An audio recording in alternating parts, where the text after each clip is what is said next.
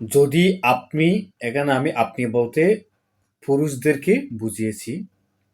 যদি আপনি সালিসি কাউন্সিলের অনুমতি ছাড়া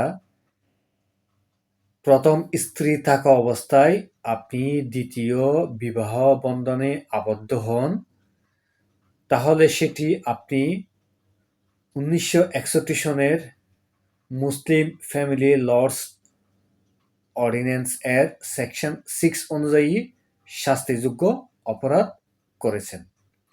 এবং এই ক্ষেত্রে দ্বিতীয় বিয়ে করার কারণে যদি আপনার প্রথম স্ত্রী আপনার বিরুদ্ধে বিজ্ঞ আদালতে মামলা দায়ের করেন এবং বিচার শেষে যদি প্রমাণিত হয় আপনি সালিসি কাউন্সিলের অনুমতি ছাড়া দ্বিতীয় বিবাহ করেছেন, অর্থাৎ প্রথম স্ত্রী থাকা অবস্থায়ও আপনি দ্বিতীয় বিবাহ করেছেন, সেটি প্রমাণিত হয়, তাহলে আপনার সর্বোচ্চ 1 বছরের কারাদণ্ড এবং